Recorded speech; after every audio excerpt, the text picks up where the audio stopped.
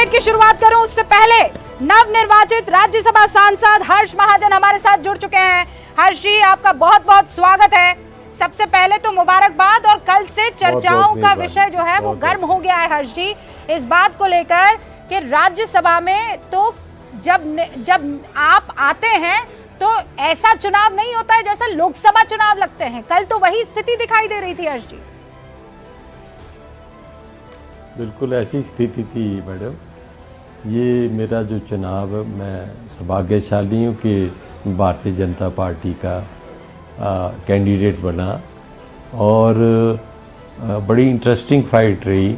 और हम तो 25 थे, वो 40 थे, 3 निर्दलीय थे। पर जब मैं उनसे विधायकों से मिलने गया एज अ वोटर, और मेरी उनसे अच्छी जान पहचान थी, मैं पहले कांग्रेस में 45 साल रहा हूँ और कई आदमी मेरे हाथ से खुद ग्रूम हुए हैं, तो जब मैं उनको मिलने गया तो उनमें इतना रोष और डिसग्रंटेड थे वो लोग अपनी पार्टी से, कांग्रेस पार्टी से। और उनके ये सुक्खू सरकार एकदम फेलियर सरकार निकली कि 1.25 साल में ही उनकी जो जनता में, जनमानस में, उनके एमएलएज में, आगे वोटर्स में डिसकंटेंटमेंट होगी, पूरी तरह से निराश हो गए। अब एमएलए को तो मैडम जाना ही पड़ता है अपने वोटरों के पास, तभी एमएलए बन के आएगा। अगर उसके काम ही नहीं हो रहे हैं, उसकी जलीलियत हो रही है, उसको जलील करके भेजे जा रहे हैं, उनको मिलने का टाइम नहीं, कोई काम करने का टाइम नहीं, कोई नीचे उनके चुनाव के क्षेत्रों में कोई डेवलपमेंट नाम की कोई चीज़ नहीं। हाँ। और यही रोना कि मेरे पास, हमारी सरकार में पैसा नहीं है, हमारी सरकार में तो बड़ा कम होता है किस्म का कि आंकड़ा जो है वो जो सरकार चला रही है उस पार्टी के पास हो, लेकिन जीत जाए विपक्षी। आप वहां पर ऐसे जीते जिसकी शायद कल्पना बहुत कम होती है। एक इकलौती सीट, और आपने अभिषेक मनु सिंघवी से छीन ली वो भी। मैडम ऐसे है, कांग्रेस अब छिन भिन्न हो चुकी है, अब देश में भी, प्रदेशों में भी। इनकी लीडरशिप क्राइसिस इतनी हो गई है कि पता ही नहीं है लीडर कौन है कांग्रेस का। खड़गे साहब हैं कि राहुल जी हैं कि प्रियंका जी हैं कि सोनिया जी हैं कि केसी वेणुगोपाल है, कोई पता ही नहीं है कौन है, कौन गो हेड करता, कौन नहीं करता। ऐसे मुख्यमंत्री बना देते हैं जिसके पास 10 आदमी ना हो, जो मेजॉरिटी है उसको अवॉइड कर देते हैं। और इस वक्त तो कांग्रेस विधायक मेरे पास खुद आए कि हम इसके सरकार के अगेंस्ट वोट करेंगे। यहाँ हिमाचल एक छोटी स्टेट है, साफ सुथरी स्टेट है, यहाँ मतलब कोई ऐसी चीजें होती नहीं थी पहले। वो ये कह रहे हैं कि आप लोग दबाव बना रहे हैं क्योंकि सत्ता में है तो पैसा आपके पास है, ईडी आपके पास है, सीबीआई आपके पास है, पूरा का पूरा प्रशासनिक ताकत आपके पास है, और इसीलिए जो है आप इसी तरीके से सरकारें गिरा देते हैं और नई अपनी सरकार बना लेते हैं। ये बड़ा विपक्ष का आरोप है आप पर।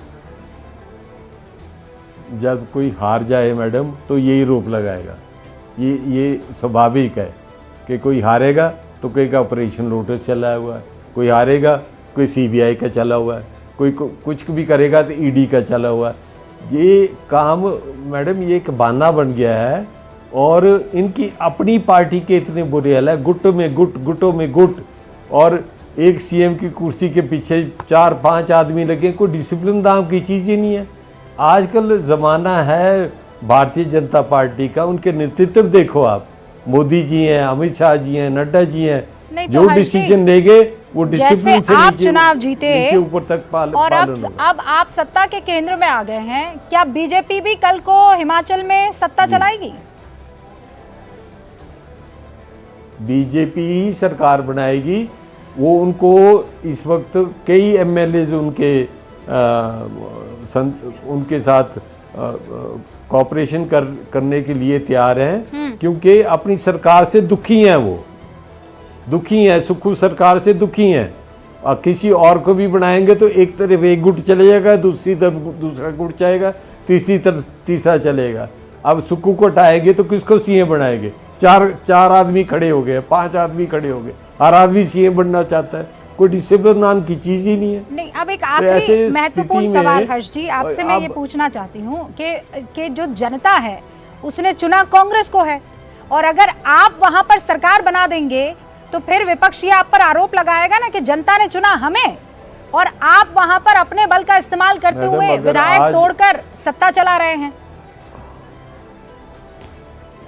ऐसे है मैडम, बोलने को तो कुछ भी बोले हैं, पर आज जमीनी स्थिति ये है कि अगर चुनाव करा लिए जाएं तो भारतीय जनता पार्टी कम से कम 50 से ऊपर सीटें लेके आएगी।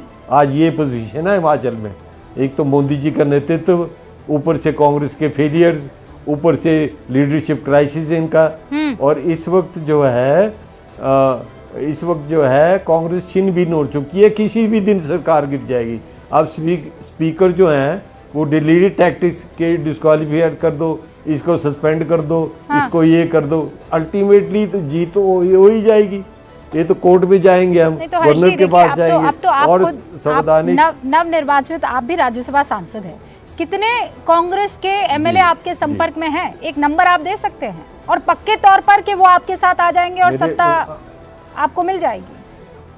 मैडम यहाँ ग्रुपिज्म 2-2, 3-3 एमएलए का बन गया अलग अलग, और इस पर लगभग 10 एमएलए ऐसे हैं जो हमारे संपर्क में हैं। हम लेंगे उतनी जो मेजॉरिटी चाहिए, इससे ज़्यादा नहीं लेंगे। और आपके साथ आते ही वो सब पाक साफ हो जाएंगे, डिसिप्लिन हो जाएंगे? नहीं, हम तो इलेक्शन भी कराने को तैयार हैं, करें जो करना है। और जो आएंगे उनके ऊपर क्या हमारी उम्मीद होगी, क्या वैसा होगा, कोई बार्गेनिंग की बात नहीं है मैडम। हिमाचल ऐसी स्टेट नहीं है, हिमाचल देवी देवताओं की स्टेट है। यहाँ आज तक कभी ऐसा हुआ ही नहीं।